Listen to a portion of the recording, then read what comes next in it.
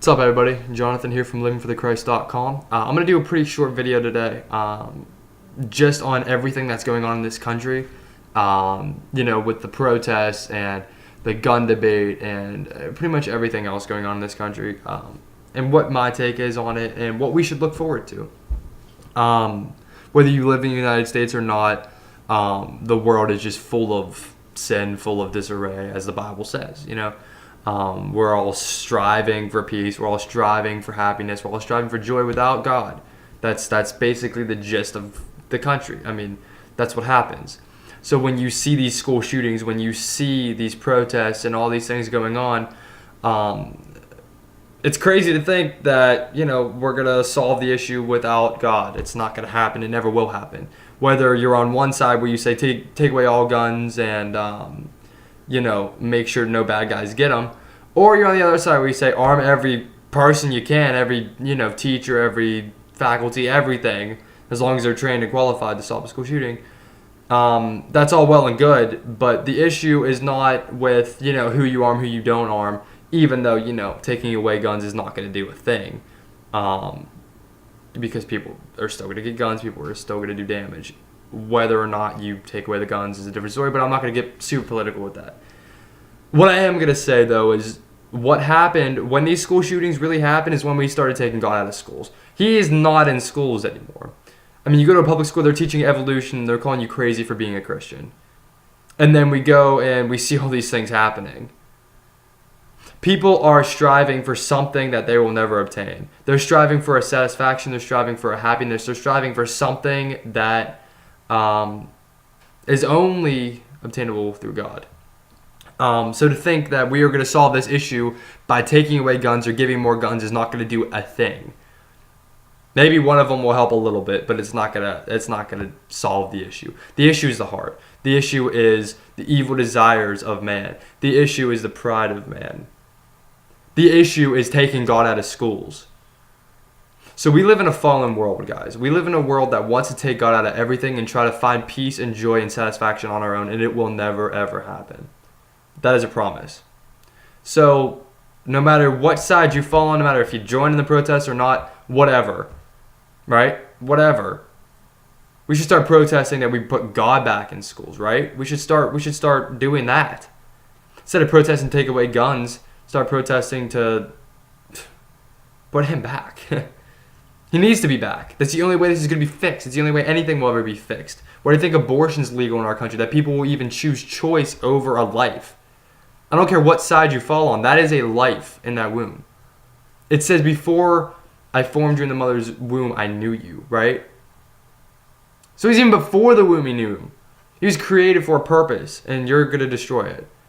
Now, if you've had an abortion or someone that has, there is definitely grace there. But to stand there and support it is evil and an abomination against the Lord.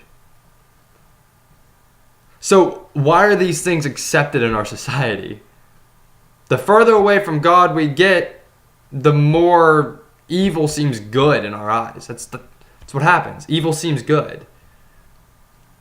It does. So we will never find peace. We'll never find this solution without God. Never. I promise you that, never.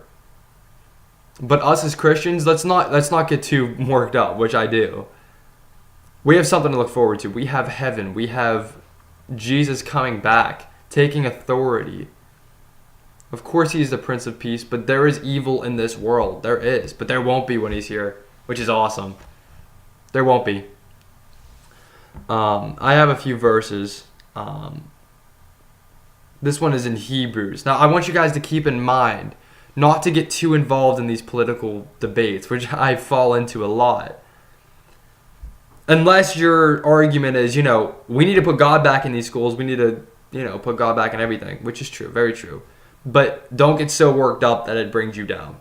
Don't get so worked up that, you forfeit loving someone because of it. No. Because we have something to look forward to. Hebrews 13 verse 14 says, "For here we have no lasting city, but we seek the city that is to come." Okay? So it's talking about heaven. Here we have no lasting city. Here nothing will ever last. Nothing will ever satisfy. We will never have peace. We will never have a functioning society as the way God intended it. Without him. Never. We'll never find peace without him. I promise you that. We'll never find this solution to gun violence without God. All the murders in Chicago, all the murders across the United States, the drug epidemic, abortion. We will never solve any of this without God. Never. I promise you that. No lawmaker will ever pass legislation without God. I promise you that. Legislation that will honor God, legislation that will fix a problem. They'll never pass it. It'll always go the other way. Whether or not it's temporary, that it's a good legislation that says, oh, okay, this helps. It won't. It won't in the long term. I promise you that. If God is cut out, it won't. Because man's heart, man's desires will always lead away from God, which is further from peace and further from any solution for any problem. But this city will not last. But the city that is to come, that's something to look forward to. That's something to persevere after. In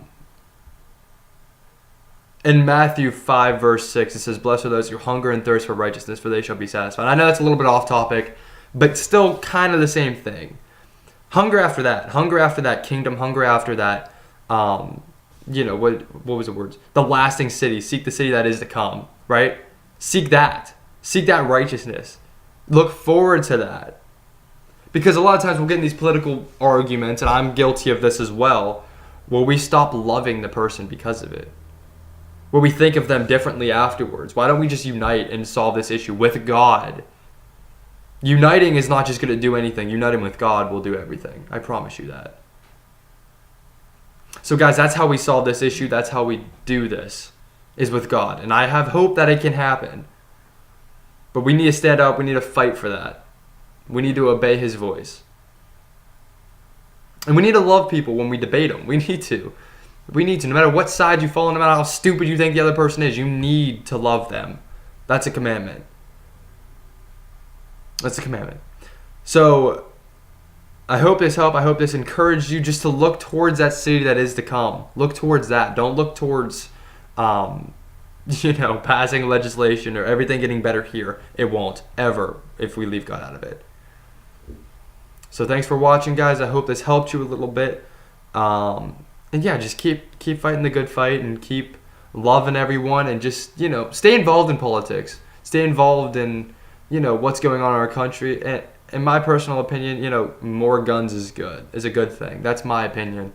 I don't think taking guns away will ever do anything because they're still going to obtain them through illegal ways. They're still going to kill people. It's the heart. Cain killed Abel with a rock, right? It's not a gun problem. It's a heart problem. It is. It's a heart problem. So that's what we need to start striving after, the heart. We need to start putting God back into these situations. All right, guys. Thanks for watching. I hope you enjoyed, and have a blessed day.